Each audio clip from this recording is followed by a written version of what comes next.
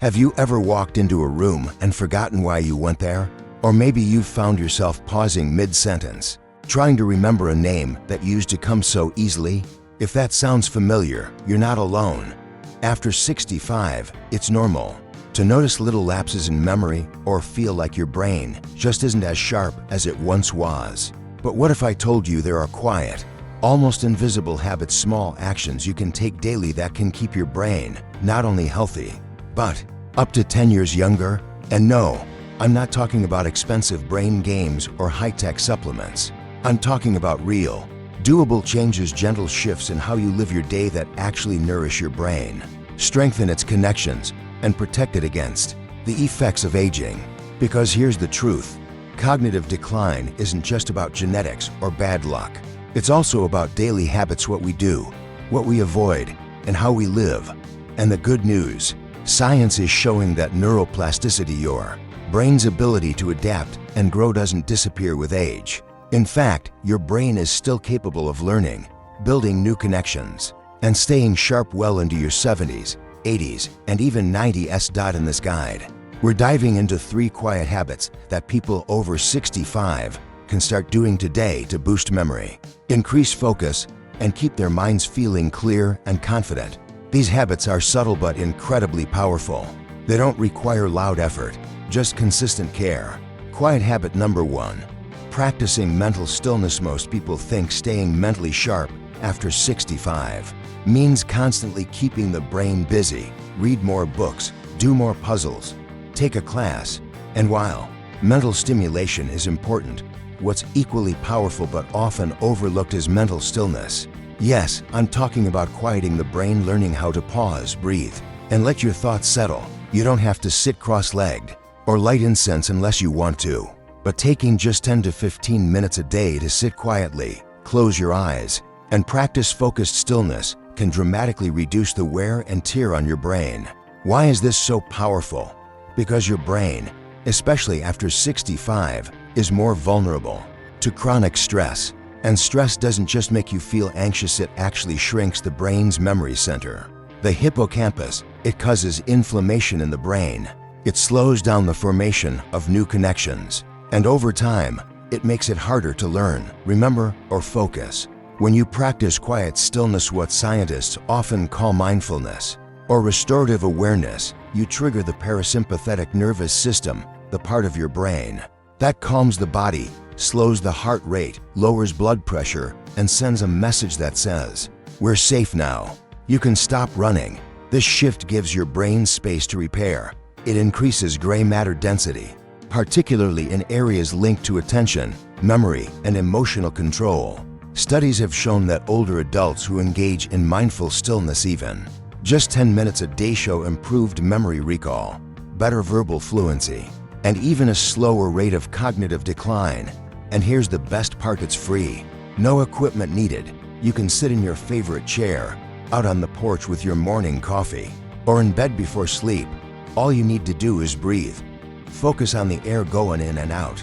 And when your mind wanders, and it will, gently bring it back to the breath. Stillness isn't emptiness, it's nourishment. It gives your brain the downtime it desperately needs to reorganize, repair, and rejuvenate. Let me give you an example. One of our readers, a retired teacher named Joanne, started doing 10 minutes of breathing meditation each morning when she turned 68. At first, she said it felt silly. Her mind was racing. But after 2 weeks, she noticed something. She wasn't forgetting her grocery list anymore. She felt calmer when talking to her grandkids. She even started writing short stories again, something she hadn't done in years. Mental stillness isn't about doing nothing. It's about resetting your mental clutter so your brain can function at its best. And if you're someone who feels too restless to sit still, you can still practice this habit by walking slowly in nature, without distractions, no phone, no talking, just observing, listening, breathing.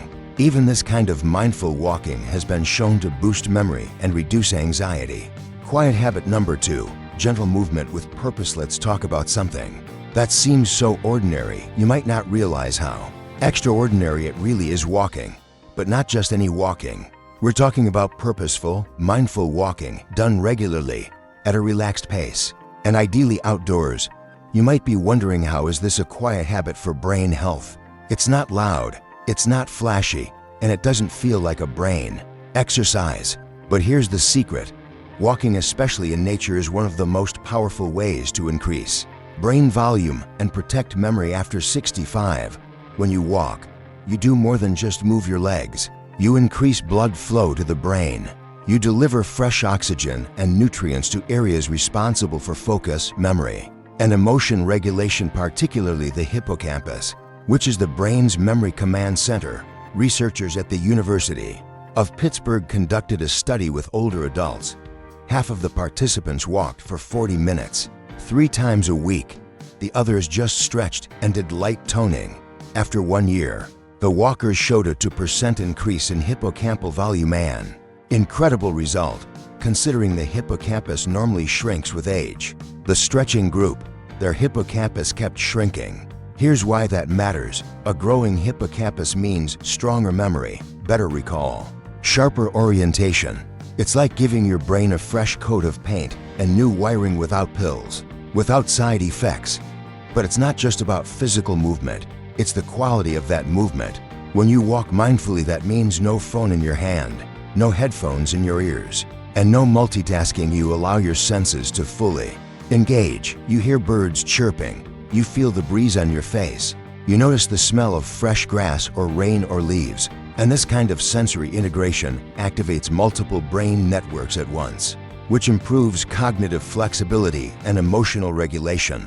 That's why a 20-minute stroll through a park can leave you feeling mentally refreshed, emotionally balanced, and even more creative. And here's the beautiful part. You don't have to walk far or fast. Just 15 to 30 minutes a day of relaxed walking, ideally somewhere quiet and green, is enough. You can do it in the morning before the sun gets too strong, or after dinner when the air is cool and calm. Walk your dog, walk with a neighbor, or walk alone and treat it like a moving meditation.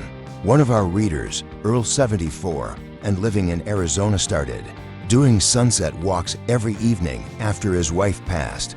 At first, it was just a way to fill time, but he told us something profound. After 2 weeks, I stopped feeling foggy. My thoughts started to clear. I began remembering old song lyrics I hadn't thought about in 40 years. He's now writing poetry again. What Earl discovered is this: movement clears mental clutter. It wakes up parts of your brain that sitting still can't reach.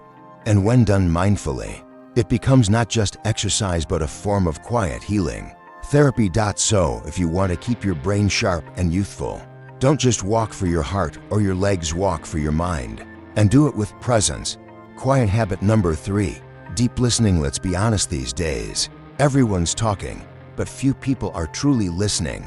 And yet, for people over 65, deep listening and meaningful conversation are vital for brain health. Not just social health, not just emotional wellness, but actual, measurable cognitive preservation. Why? Because when you truly listen, not just nod and wait your turn to speak, but actively focus, absorb, and respond to what someone is saying, your brain kicks into high gear. You're processing language, interpreting tone and body language, recalling memories, analyzing meaning, and formulating thoughtful responses all at once. It's like a mental workout for your frontal lobe, language centers, and memory circuits. In fact, neurologists are starting to recognize deep listening as a form of cognitive training, especially for seniors. One study from the University of Michigan found that older adults who engaged in regular, meaningful conversations performed better on memory and reasoning tests than those who didn't. Here's what that means for you if you make it a habit to slow down and deeply connect with 1 or 2 people each week. Whether that's a phone call with your sister, a chat with your neighbor, or even a story-sharing moment with your grandchild, you are protecting and exercising your brain in powerful ways. And yes, you can practice this even if you live alone.